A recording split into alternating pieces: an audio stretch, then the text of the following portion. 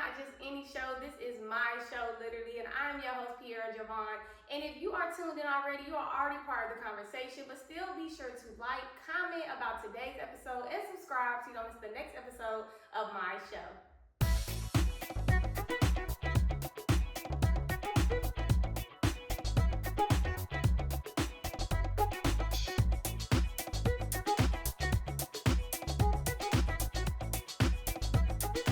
Today's guest is Zhateyah Jones, and I can't wait for y'all to hear all the things that we talked about SISTAH Magazine.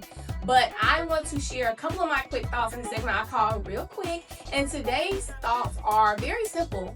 Women are doing amazing things. Black women are doing amazing things. And Black women in Charlotte are doing amazing things. I was reminded of that. I'm Black, I'm a woman, and I'm from Charlotte. Those are three things I'm very passionate about. I love what she's doing around community and culture and sisterhood. I can't wait for y'all to hear all that we talked about. So let's go ahead and get into it. Welcome to my show where being a Black woman is the headline. I am so excited for today's guest. We are here with Zhateyah Jones. She is the founder and editor-in-chief of SISTAH Magazine.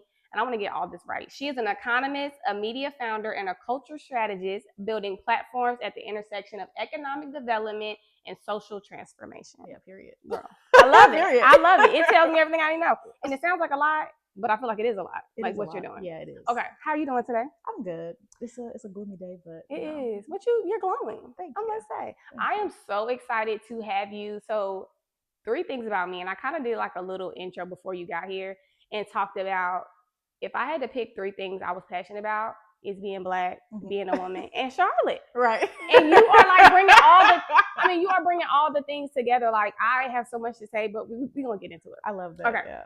But first off, I sent you a little get to know you questionnaire to kind of like icebreaker. And you said you were born in Illinois, but how long have you been in Charlotte?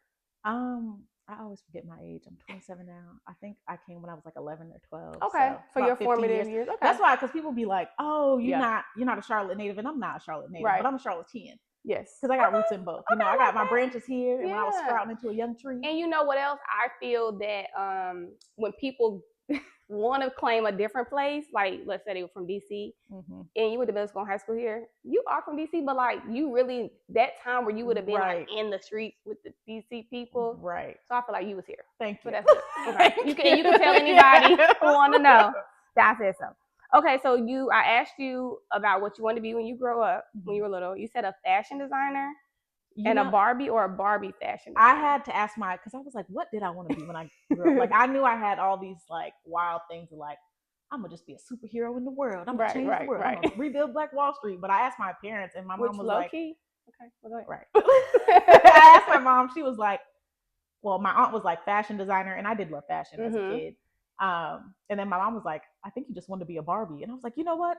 Right. Like Barbie car, even my car now, I'm like, cute little renegade. Like, it's Barbie. Do you still have like fashion aspirations? Are you like into fashion just personally? I have so much going on, and like I have so many things that I love to do. That fashion is one of them, but I don't like necessarily sewing. I realize like when I have a project for myself, it's cool if I mess up, I sew something wrong, you know, but when I'm doing it for money, oh my God, it's too stressful. So yes, I would like to, in my 50-year plan, like my next thing after, SISTAH Magazine starts rolling and it's more self-sustainable, I will go the fashion route. So heavy on designer. You don't want to do it. You want to design it. Okay. Unless I'm just making clothes for me. Okay. Please, no. Okay, and you mentioned your age. You say 27? Okay, that tells me my next question, because your earliest like Instagram or social media handle was Tay2Wavy, and that felt, I hate to sound old, but that felt very hip. I was like, this could not have been when I'm thinking like AOL chat room. This was not back then. No. Okay. What was this on Tay2Wavy? It was in high school, and what's so interesting is like, you know how your life just like every phase of your life, you low-key are being pushed towards like your purpose. Like that page was like always promoting like women and like doing stuff before it became like my personal page, because my dad wouldn't let me text boys or like have social media for real. So I had to like do it in a way that I could. Yeah. So and I don't know why I chose that name, but it was just like Tay2Wavy. Like and I was actually known, like my prom picture went viral. And so then I was like, no, and they go, oh my God. I'm like, aren't you Tay2Wavy? Yes.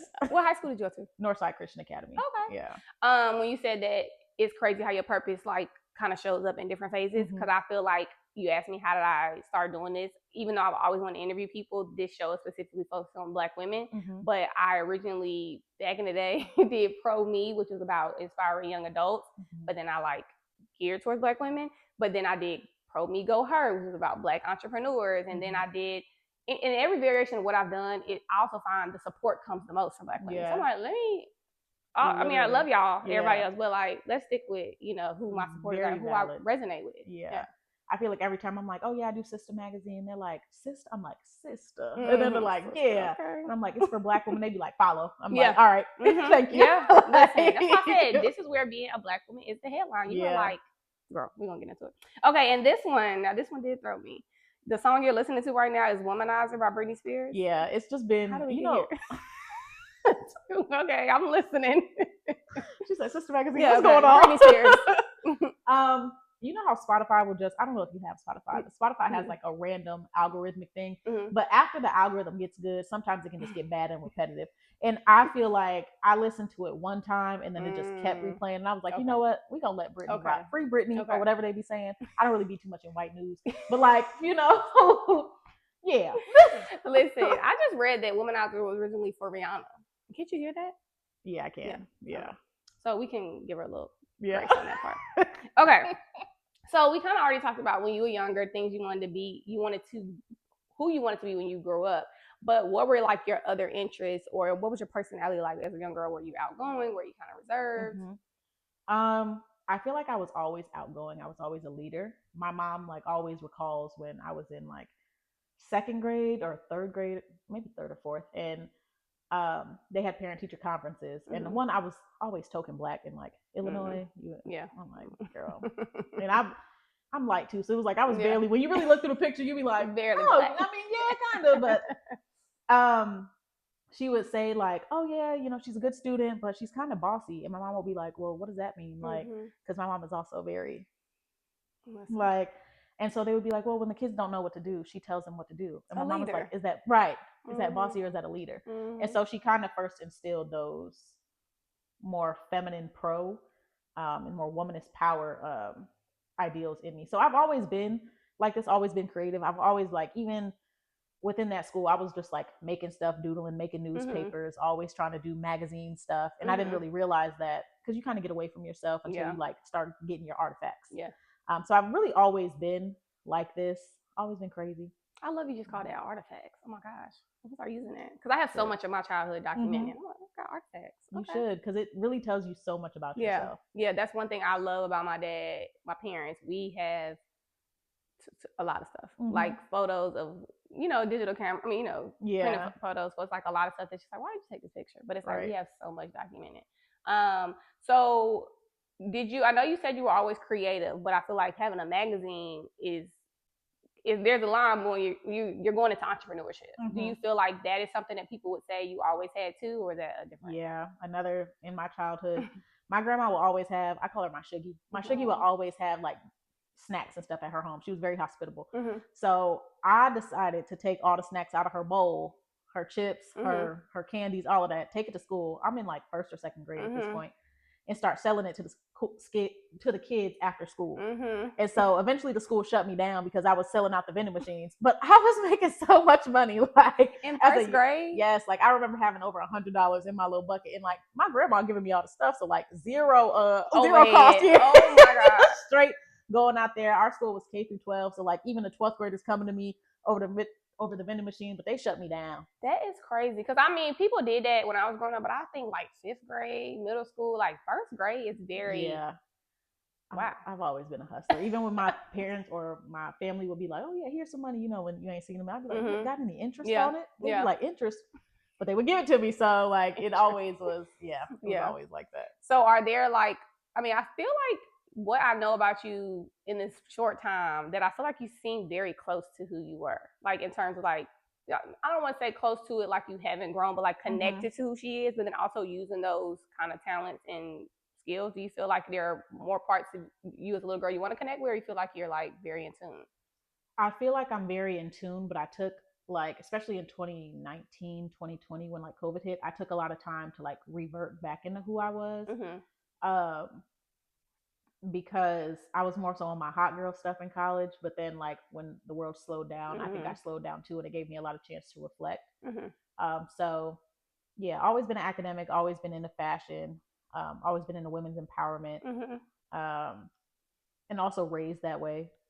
So I do feel like I'm still where I need to, where I imagined I would be. Ooh, yeah. Ooh. First of all, listen, I have so much to say. So I have 2 little girls, and I love to hear you say like how you were raised as far as like women empowerment and stuff. And do you feel that there was ever times? I mean, you mentioned like the teacher, but do you feel like there were times maybe in your social circles or other people outside of your, your family unit where you, I don't want to say you questioned yourself, but maybe that was challenging about what you believe. It could have been your personality, or it could have been how you were raised as a strong woman. Do you feel like you were challenged in that way? Definitely not by my family per se, but maybe like friends' families, and then also like the boys that would come along the way. Like I remember one instance, I was like, I wanted to start like a book club on campus, and I did. I started a Get Empowered book club at A&T, and within the midst of that, my then boyfriend was like, "Don't you think you're just doing too much?" But I'm like, "You're not doing enough.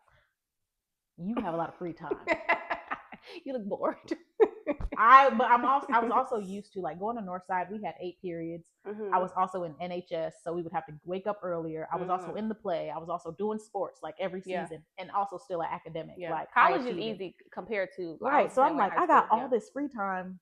What do you mean I'm doing too much? Just because you used to being a loser, like don't put that on me. Right. So that was definitely one of those moments. And then I think also within my phase, like in 2020, when I started getting like very spiritual into like identity and stuff, I became, and I hate to even say this, like a Hebrew Israelite or a Black Hebrew Israelite or whatever. And I say that the men in that culture are very oppressive and suppressive to womanhood, especially powerful womanhood.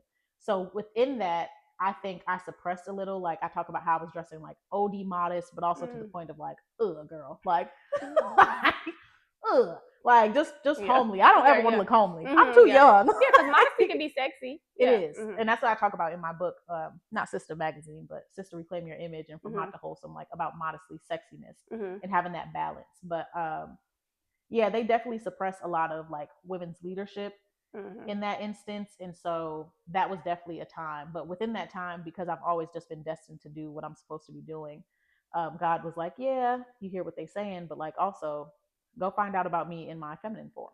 And so I did. And then I was like, oh, like, but then when I'm presenting it to them, they're like, So, okay.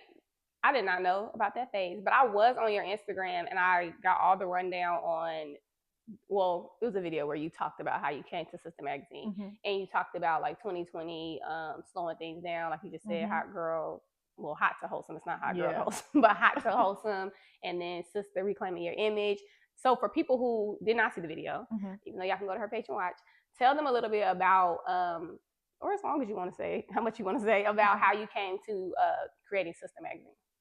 So SISTAH Magazine stemmed from SISTAH Reclaim Your Image. SISTAH Reclaim Your Image, again, with me in the midst of this period of being like a Hebrew Israelite, but also working with people from Hollywood. It was just a crazy time. Like it feels like a fever dream.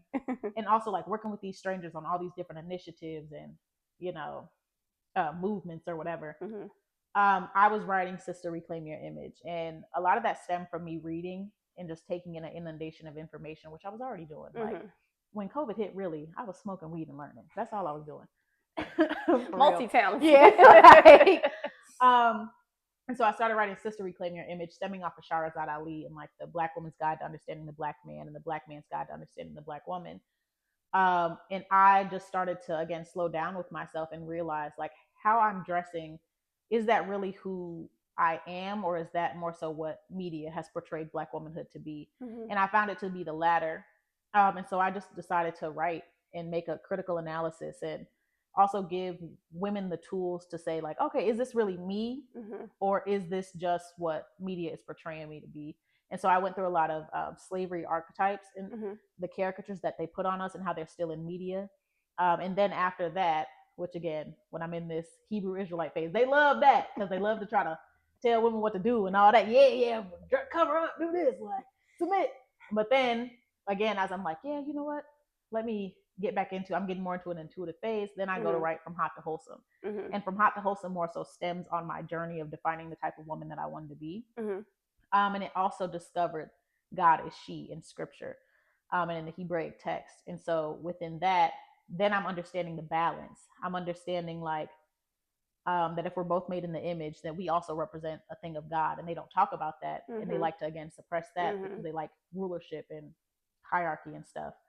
But then through that, I was asking God, like, okay, what is next? Like, I've written these 2 books. I've stepped away from this cult. They were stealing money too. I always want to say that. Listen, they were stealing money off my back. And then I was just like, God, what do you want me to do? And God said, be print. And I did not know what that meant. And then I was just like, oh, magazine. And so then I was like, this is not just about my story anymore and my findings. It's now about the collective of Black womanhood. And so that's really how SISTAH Magazine. So what was the timeline from 2020 to writing the 2 books to SISTAH Magazine? What was the years? I think I wrote my first book in like 2021. Okay. And then my second one maybe 2022, 2023. And so 2023 also was like, things were just going downhill because again, I'm just expanding from that.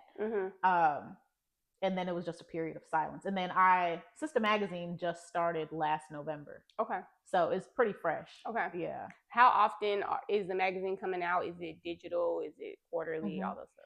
So we have digital and print. We actually, our July edition is going to be our last print for a little bit so we can focus on production. Okay. But things come out monthly via different themes.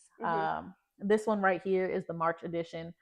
For Women's History Month, and it talks about the last shall be first, the proverb from scripture. And it's like, if the last shall be first and the first shall be last, then Black womanhood truly is in last place currently. And so we're making our rise to the forefront, as well as to, and I know people don't like, they say Black women gonna save the world, and it's a large task, and it seems like, but like we really are. And we're gonna save our people first. So I don't know where I heard this. I feel like Kiki was involved, Kiki Palmer.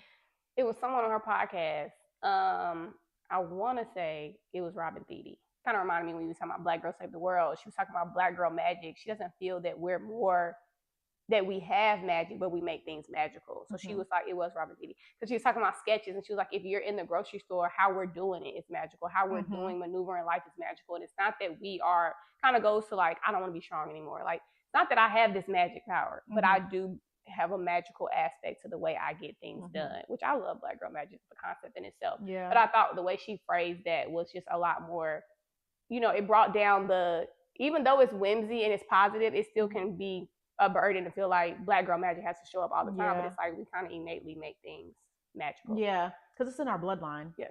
So it's in our bloodline, it's in our resilience, it's in our history, it's in our herstory. So yeah. What magazines were you in? Were you into magazines growing up? I was. Oh, what were your favorite magazines? My grandmother on my father's side, she would always literally weekly have those Jet magazines coming in, which is a lot of the reason why SISTAH Magazine is more small. So Jet, I used to always love any like pop magazines that would have like the who's your crush, like the personality quizzes and things like that. I just loved the aspect of that, the artistry of it too. I think magazines have lost its artistry, but people aren't reading these days, so I get it. But Jet magazine for sure. You are a girl after my own heart. I'm a magazine girl. Like probably when I was in college, maybe high school, I used to just go to the bookstore and read all the magazines, like just sit down for like a couple hours. But my mom, my grandma, and my grandpa had Jet magazine. I've had a subscription to Essence for as long as I can remember, up until recently. Ebony magazine, like I feel Cosmo. I love the culture of a magazine. Like you said, the quizzes, the stuff that we don't even deal with now, how to go day to night, all that type of stuff was like, that was my thing. Yeah. So what is your favorite type of content, or do you have a favorite type of content that you like to feature in your magazine? SISTAH Magazine right now makes a lot of space. We are news and journalism focused, but we make a lot of space for creative writing, because I find it within our guest writers for it to be very therapeutic for them. So that looks like short stories, poetry, making songs, like however they feel the need to express themselves creatively. When I write, I'm more like fact-based and research-based. But I love that they can express themselves, creatively through SISTAH Magazine. I think that's the difference between like our magazine and different magazines, because they're keeping up with. And also too, I love to say that SISTAH Magazine isn't like your celeb magazine. This is a magazine for the common woman. Yeah. And to highlight her, iconic status as well. So that's more so what we like to focus on. And that kind of leads into what I was just thinking about. My next question was, when you say it's not celebrity based, I know it's big on community. So are the people who are writing the stories just people from Charlotte that submit and apply, or how do you see, or would a reader see like the intersection of the community with the magazine? So our guest writers, we actually don't have a lot in Charlotte. Most of them are like national, Alabama, Philly. Okay. Some are on the West Coast. So they're kind of spread all about. I would say in the features, and this is more so like my lane, when people come and they have an event like the HerGov Summit in Houston, and they reach out to me for like a press release. Okay.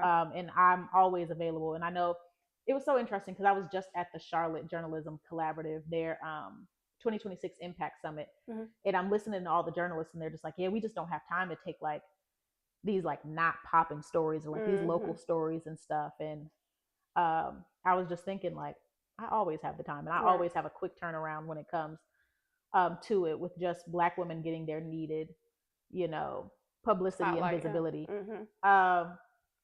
So that's one aspect that you can see, and we're always giving out free or low cost features. So like if you just email me or email features at SISTAH Magazine, we'll do something for you, and we'll also put it on our social media as well. So are you familiar or connected with Pride Magazine? Anybody there? I know Miss D. Okay.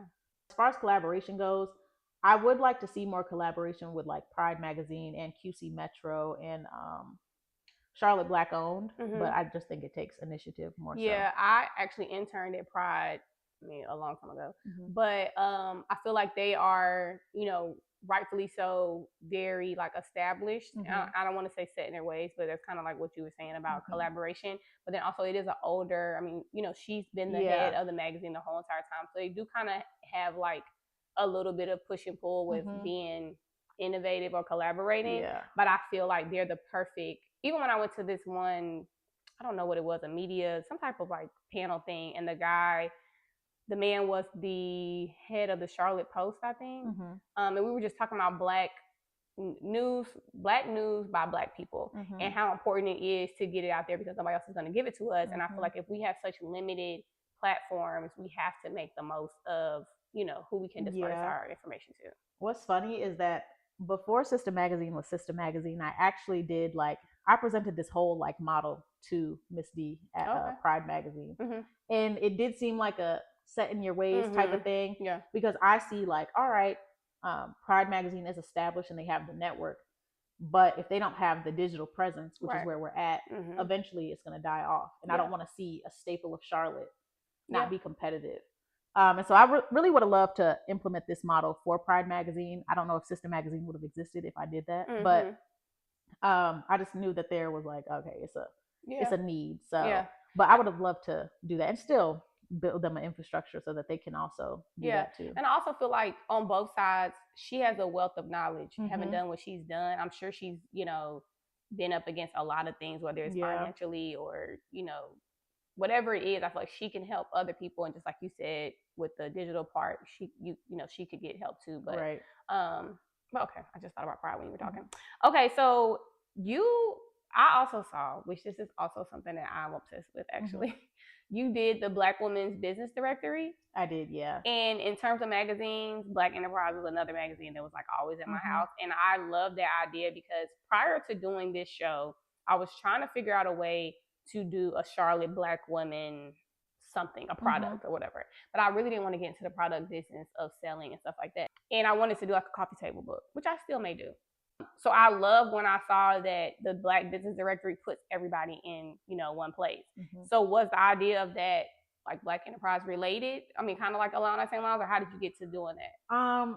So after I had asked God, like, what am I going to do? And then it was just like Business Directory. And it was like, do it. And like when I get visions or downloads or whatever ideas, I'm so good at implementing them that sometimes I just go with the implementation and I make the product and then it's like, all right. But it's like, that's good.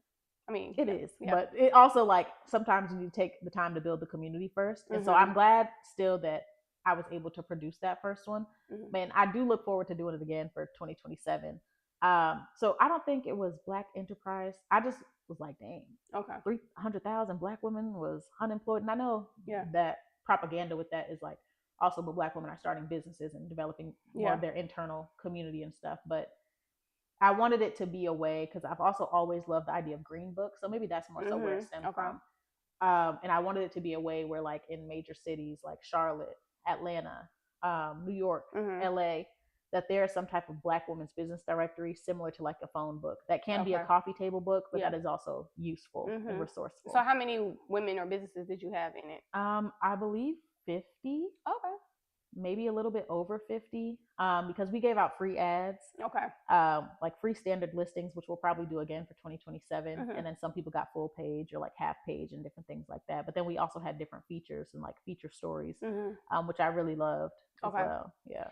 This is completely not aligned with the Black business directories, but you were talking about, or I'm just curious to know, because I've actually talked about this on my first 2 episodes unintentionally. This is not supposed to be a theme of this show, but I saw you did a video talking about it. What is your take on the soft girl era?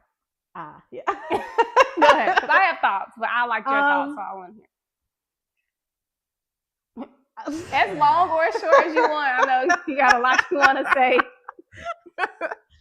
Okay, and before you say that, I'll say one of the things that you said, I don't know if it was in the caption or in the video, but you said that soft girl is not the standard, it's a piece. Yeah.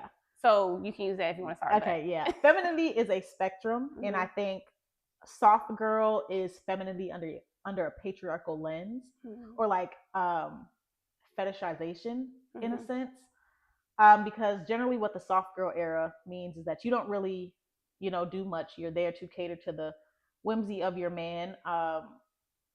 You're more childlike and naive. Also like the commercialized ideal of what femininity is. And so I feel like I can't even say like as a child I was in my soft girl era, because I was rugged. I would be going down hills, no hands, in a bike, in a dress. Like that's not soft girl era at all. I think it has its space, but I hate that was like such a push for femininity and women trying to reconnect back with their feminine identity, because I think it was more so fraudulent. Yeah. Because then you have the women that are like turning it into like manipulating men and stuff like that. And it's like, that's not the vibe either, y'all. Yeah. So it's like literally one speck on the full spectrum of femininity. And that's why I advocate for people to go and research nature and the females in nature, because everyone has their favorite animal or what they align with, or, even in a season, you might see an owl and you're like, that owl really stuck out to me. I think women should start looking at nature and the female archetypes in nature to understand the energy and spirit that you may have. Because there really is, it's a spectrum. Like some women like to go like, when it comes to gorillas, some women like to go out, and the females in the gorillas, they choose their mate. And so there isn't really a courtship that the male does for the female. The female looks at the strongest who she would like to procreate with, and she chooses that mate. There are some women that are like that. And soft girl era doesn't necessarily promote that. Right. But then it's like you might be more on the bird vibe, to where he has to come do an elaborate dance, and or the praying mantis, don't they eat the man? Yeah, if you don't put on or sometimes they just sacrifice. They're like, this is all I needed. The man's like, I just needed this mating right quick and I'm ready to die. Even like male bees and the drones, like once they mate, they're kicked out of the nest. So it just depends on your archetype and how you want community. But I think soft girl era is so commercial that it doesn't make space for, again, the actual realm of femininity. So here's my hot take. You brought something out that I didn't think about, but I think, so my thing with soft girl era is a lot about the commercializing, the capitalism of it. It kind of goes along with self-care. I hate that term. These are things that are built into a person as a layer. Some days are self-care, some days you're working hard, whatever. But when you get to a person on social media who their whole aesthetic is about a soft girl or about self-care, now it's a price tag on it, because I can't just do self-care. Doesn't mean I just do my nails at home, or there's a lot more things that come with it. And so I feel like soft girl has taken that on. But then also I feel that you can lean into your soft girl at any point in your life. And so that's why when you said it was a piece of it and not the standard, that really resonated with me. But then it also made me think, is it a piece of it now that we're promoting because we have always, when I say we, I say Black women, we've been not that. Like, you know, if you historically talk about being strong or being tough or getting the things done, and this is capitalism too. You can find a end and say, oh, they'll love this. Like in terms of giving us something that we want, we're deserving of, but we haven't been able to like live in. So it's like that has always been a piece of us, but maybe you don't have the luxury to like say I'm in my soft girl era because we got to get things done. Yeah. So I think that's an interesting take. I do feel like soft girl era and the commercialization of it does stem more from like a male thought of what he would want his woman to be. Because again, they think of like them to be docile and stupid. No, I have to lead her because she doesn't know, she can't make choices, and she's emotional, she's childlike.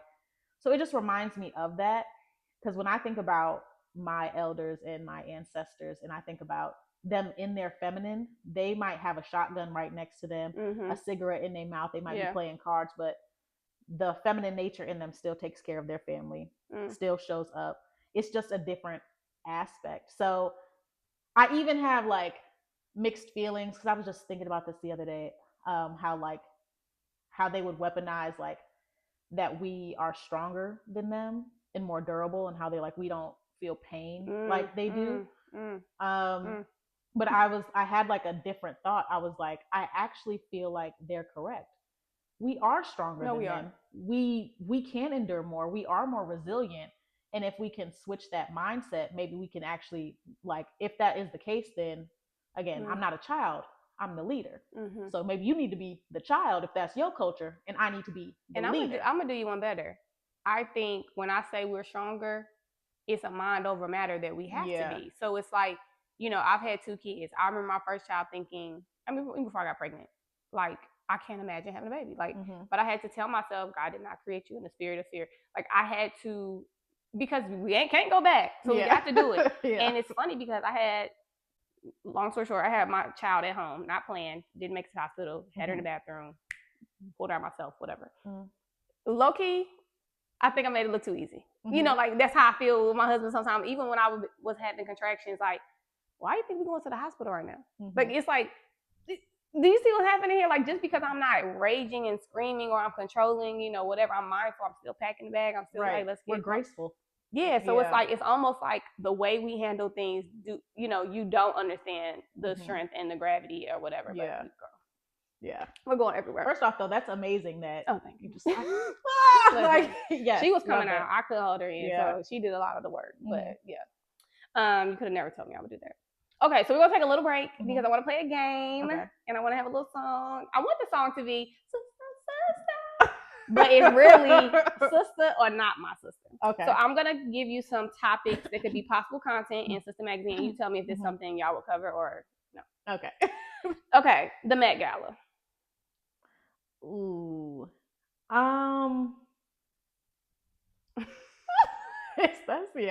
Okay. I feel like if it was like the Black dandyism like they had last year, I'd cover it. Did you cover or were you at the Charlotte Meant to Be Gala? Okay. I didn't make it. Some of my the people that work with me did. Okay, I went this year. I loved it. I wanted to go last year. Yeah, it was. Yeah, it's so beautiful. Great event. Okay, this is true actually. I wrote this down. I didn't know it was true at the time. A new Charlotte-based reality TV show. I would love that. And you know who I think needs to be on it? Bree Gather Lux Realty. Every time, I don't know if you know who she is. Bree Gather, she's a real estate agent in Charlotte. She hosted, like, the way I got introduced to her, she hosted like a lake house content day or content mixer. I saw that before. Yeah. And so we were at the lake house and we were just making content of the house, and the model was so brilliant and beautiful, and we got to network with different people. But every time she posts like her brokerage, it always is given Selling Sunset. And I'm like, Bree, reality show me. There is something, well, I can't say it's something coming here, but on Charlotte Threads, I saw a person talking about the filming of a show and they're looking for something or whatever. So she might be involved. I would love to cover that. I would love to be in the background too, just watching what goes on. Because I would say the only reality show that we had was Side Chicks of Charlotte, and I'm not covering that. Yeah. I'm not covering that. I had a friend that was on that. I'm like, girl, what the... Yeah, no. Okay. This is true too. Well, kind of politics in general, but specifically, there are a lot of protests about the people building the data centers and what people feel. Would y'all cover sister or not my sister? I feel like if we had more Charlotte journalists, we would definitely cover it because normally these data centers are in our communities, and so it's like environmental terrorism and racism. Yes. So and have you heard the footage of how loud they are at nighttime? It sounds like what's those cicadas? Like what? It's like the humming. Magnified, because they have to run all, and then all the water that it is taking. And they're trying to put us on a water restriction. Right. Okay. A new TikTok trend for Black girls. What is it though? Like, I don't know. Well, if it's positive, okay. Yeah. Positive. If it's negative, I got some comments on it. So you can have a different angle. Either way. Okay. We talked about our magazines in our past, but horoscopes. Is that in sister or not my sister? So we make space, although I am more Hebraic in identity, but also still spiritual because I believe that religion, once it gets passed into man's hands, and not just like man as in male, but like just humanity's hands, it gets warped, and once it gets passed in oppressor's hands, it especially gets warped. Listen. So take what you can from it, glean from it. I provide space for horoscope and like cosmic spirituality because I study creation, and so I do understand that there is an algorithm that God set. Like if you're a Taurus, you generally can find a lot of relativity with other Tauruses. As a Leo, I normally be like, you a Leo, ain't it? Like I can find that with them. So I would cover it, but I also feel like you better be really in your spiritual bag before like doing tarot and horoscope stuff, because don't be misleading people because you got a spirit misleading you. Right. You know? Funny that you said like how people took horoscope seriously. I watch Jeopardy every night, and they do a little story about a little funny story about each contestant. And one of the contestants said she used to write horoscopes for like Cosmo Magazine, and she just made it up. Right. And so I was like, first of all, you don't have to say that. Like you could just say you wrote for horoscopes, but I was just like, these people were making life decisions. Right. What's gonna happen on the 13th? Right. For real. Yeah. You messing up people's love life, finances, all types of stuff. Yeah. What about the controversial men versus women topics, relationship topics? That's sister or not my sister? It's definitely sister, but coming from a different aspect. I think there is a sense of understanding that we have to have for both parties, like how the male has offended and oppressed the feminine, and how the female has oppressed and hurt the male. I think there's room for that, especially because we're in the products of like white men and their terror, like and patriarchy and like all of that. So we have to come to an understanding of that. I just don't think we should continue to promote the divide. Yeah, no, like, I agree. We have to have some type of unity because I believe that we're creator together, and you can't oppress creator masculine or creator feminine without being like an enemy to God. Yeah, and I think the big piece is I think people are always going to be different, and that's in any aspect. But I hate to see like a podcast where there is no room for the middle, like and I guess I feel like now sometimes it's a person talking about marriage and never been married, or there are like extremes of people who want to like clickbait and stuff like that. But for the most part, I feel like whenever it's somebody that they're never gonna have a middle conversation or a reasonable, conclusion, I'm like, right, what's the point? And they just do it for clicks. Yeah, that's the stuff that gets clicks. But it's also just so interesting because it's like it's such the hate. And do you remember like Justin? Is it LA Boy or LaBoy? I always say LaBoy. And then like niggas be broke, okay? That page, those I feel like were peak moments that like continue to fuel the divide. And I just think it's so interesting because the culture will like be like, yeah, can I say niggas? Sure. I mean, we only have 3 episodes. Go ahead. We're just billing out as we go. Yeah. But they be like, niggas ain't shit, bitches ain't shit. Like they do that, but then they be in environments and like trying to cater to the other. Like, so it's just like, stop. Like you might as well develop a union that you actually want to be in versus just continue to perpetuate this when you're still going to the club to find somebody and trying to like, so stop, just stop. And y'all got mamas. That part. Do like stop. Okay, so this is a big thing too. Would you cover content creators? Well, I don't say cover, but this is like an issue. Content creators versus journalists. Like there's a big thing with like the was it Grammys or the Oscars? Oscars that just happened, like people who are social media stars being on the red carpet versus journalists. What are your thoughts on that? I think content creators some of them, depending on the type of content they create, they are journalists. They're just not journalists in what would have been 20 years ago. And I think people have to make space for innovation, especially if like nobody's going to watch the news where typical journalist is. They have their demographic, but everyone is watching the content creator. Yeah, that's a good point. They are journalists. And I think, of course, people are saying journalists like academic, you went to school to be a journalist. But I feel like there's so much, there's another layer brought to a conversation. And I don't want to use like a food critic, but like if you were a chef on Instagram and you're now talking to people who you're at the opening of a restaurant, you do have a lot more substance filled questions than a journalist who may be asking things with journalist integrity, but it's not the same insight. But also I would argue, this is my hot take, journalists should have never been interviewing celebrities.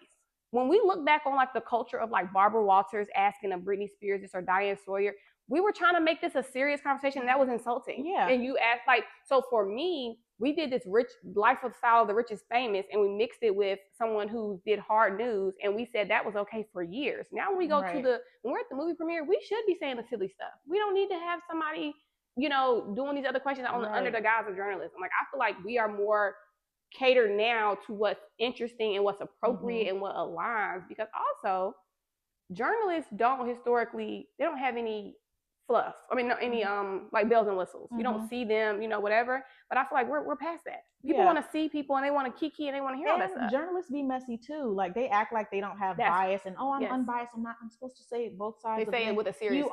But you always will naturally have a bias. Like, and you will still promote like them being able to switch a headline because they know the psychological effects. That is still the same thing. So like at least the content creator can go out and be there themselves, because generally that's how they became influencers and stuff. I think there's space for both. Yeah. Truthfully. And I think people are hating on the content creators because they feel like, one, they haven't put in their dues, but sometimes they're not as like taking it as serious. But that goes back to what I'm saying about, well, a serious journalist being at the Kids' Choice Awards. Right. So it's like, yes, they should be prepared. You shouldn't go somewhere and you don't know the movies that people are in. Right. Okay. That should be obvious. But then also, we live in a world where the brand wants the person to bring the audience. That's why you look at a stream for somebody covering something, they want somebody who already has 1 million followers, because now 1 million followers are turned into their red carpet. Right. So it's like the machine is changing, and you have to go, with it. Okay. Would you, sister or not my sister, the BET Awards? With Drewski covering it? Yeah.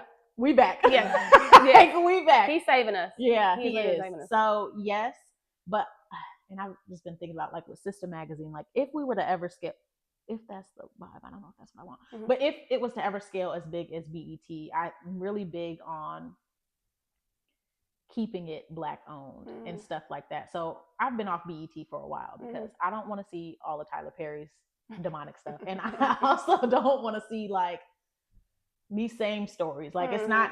BET should have been like Black YouTube. Yeah. And they missed the mark because. Did you read Sheila Johnson's book?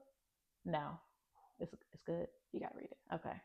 Because I feel that BET missed the mark at the beginning because of Bob Johnson's desire for, I don't say desire because that's how you keep the network on, but to pay the bills. Yeah. So like everything they moved into, even what we consider classic BET, was not probably what we should have been with Black entertainment. The older people were saying that, why we got Uncut and, that type of stuff. So he was like going with where the views were going and where the ad shit was going. Also, he was just a terrible person. Yeah. But I feel like we've had better spurts to me of Black excellence since him.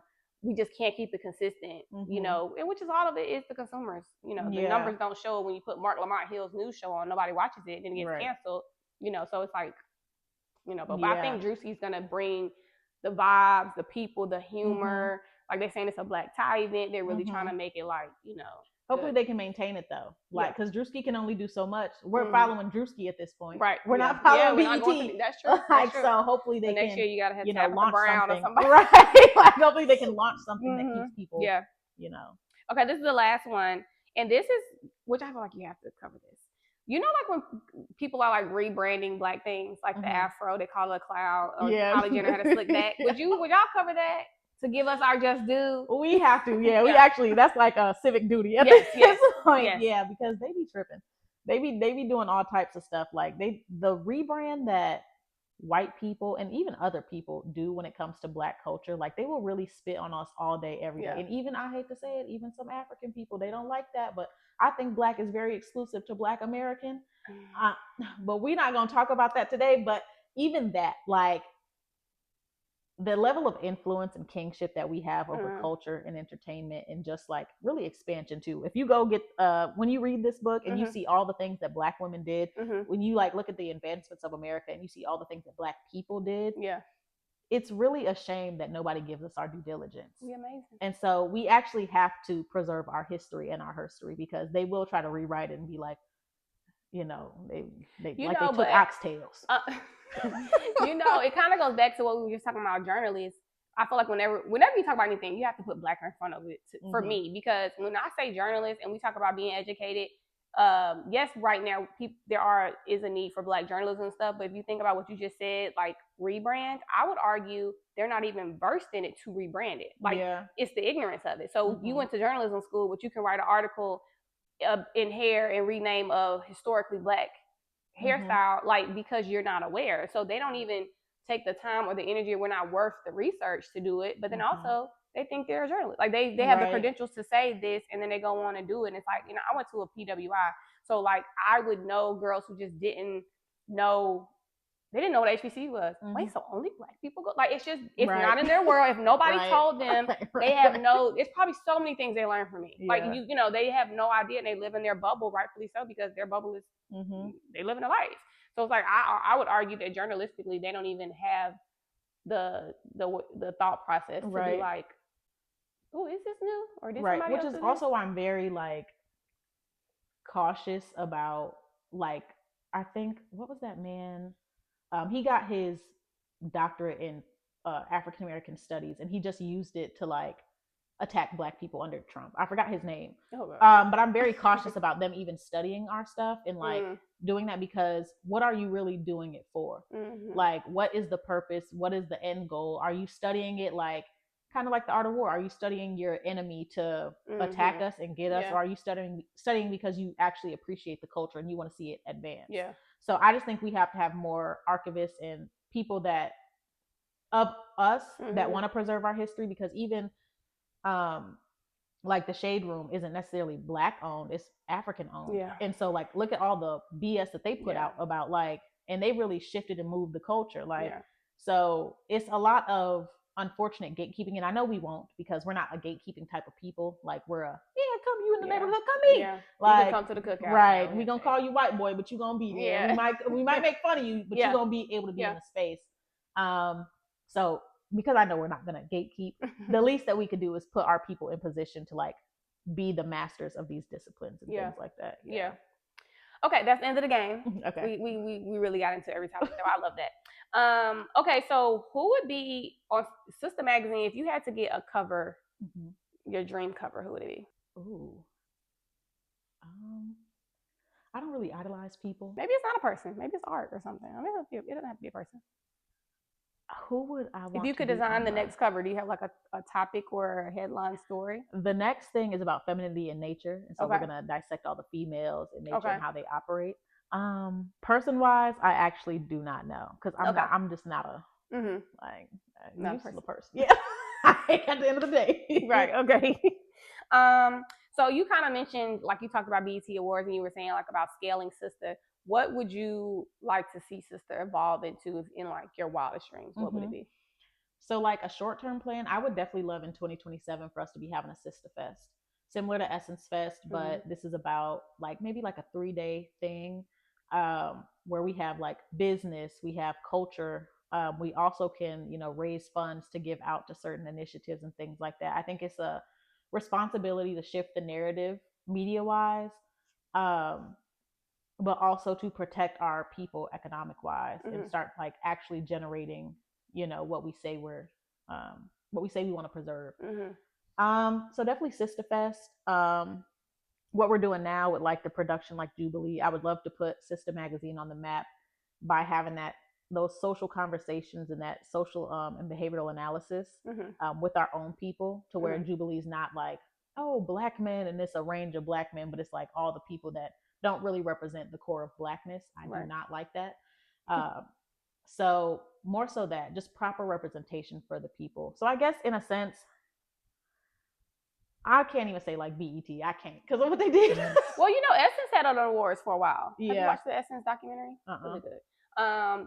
They had, that's kind of how Essence Fest was born. Okay. It might have been happening at the same time for a couple of years, but Essence Awards, I remember that when I was younger.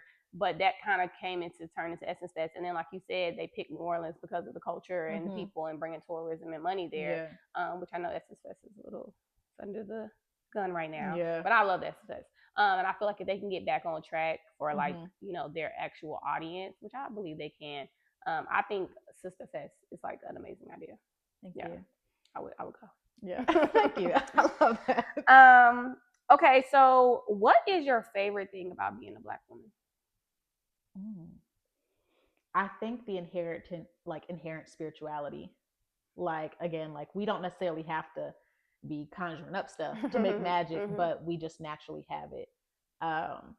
Like the power in the bloodline, and especially like a Black American woman, like the influence, like it really shows again our queenship, our kingship, to be able to be resilient, take what has happened to us here, still push forward, move forward, set our own rules and standards, even though like we're the most marginalized in a sense. Us being able to just scale up. So I just think, again, the inherent spirituality and resilience. Our spirit is so against all odds, untainted. Like, and I joke about TikTok. One of my favorite things on TikTok, one of my favorite comments, well, people say when something is funny, they'll say, I'll come back black every time. Yeah. But now people have shortened it to every time. It'll say every time, or it'll say every lifetime. It's like just when you just know you can scroll and you know what they're talking about. Yeah. It's like we just have so many little things that's just so effortless. And like I said, we just have so much joy in spite of everything. I feel like that is just, they hate it. Yeah. Literally. We're gonna kiki and we're gonna make Yeah. Okay, my last question to kind of wrap it all up. What is something that would make the little girl in you happy right now that you could do? Let me think back to her. I'm gonna be honest. Right now, in the phase I'm in, getting the funding behind what I'm doing, so that I can also. I'm such a like, let me put everybody on my back type of person that sometimes when I'm drowning, I'll still, Yeah. So I think the little girl in me, because she's always loved money. The adult woman in me always loved money. Getting the funding and really being like, like. I'm that nigga, but I did that. That's my type of energy. So if people that are watching are interested in funding or supporting you and SISTAH and everything, what do they have to do? What can they do? They can go to the website, www.sistahmagazine.com. You can fund an episode /donate, or go to casting, or you could just give. Any support really, even a reshare is support for me, like to show that people are like invested in what I'm doing, and that it's not in vain, even though I know it's not, but no, that's I feel like we live in a world, we got to be honest, you need money to do things. There's a big gap between people with great ideas and people who have the backing to do it. Like, and a lot of that's gonna be us, in that situation. But hopefully somebody watching, fun, support, I love it. Okay, so this is my last game that we play with everybody. Okay. And it's game time. All right. So this is my show, but I want it to be your show too. So you're going to act like this is your show. And you're going to tell me what you would do. If you had a show, would you do daytime, late night, or a podcast? Ooh. I'll be going to bed early. I can't be nighttime. Probably a podcast. Okay. Would you do it alone, or would you have a co-host? I'd probably do it alone. Okay. Yeah.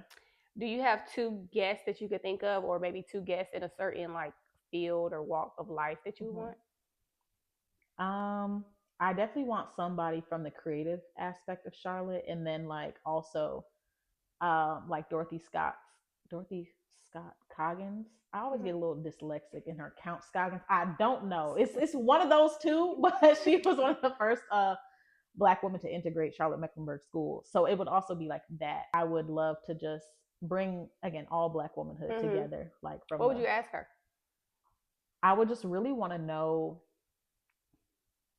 about the experience of doing that, the pressures, because she was like 16, 17, what that looked like for her, her idea of womanhood and what that was back then and how it's changed now, because it's two very different times of what was expected out of women, as well as like what she would want to see for the future and how we can make that happen for her off of her legacy. Okay.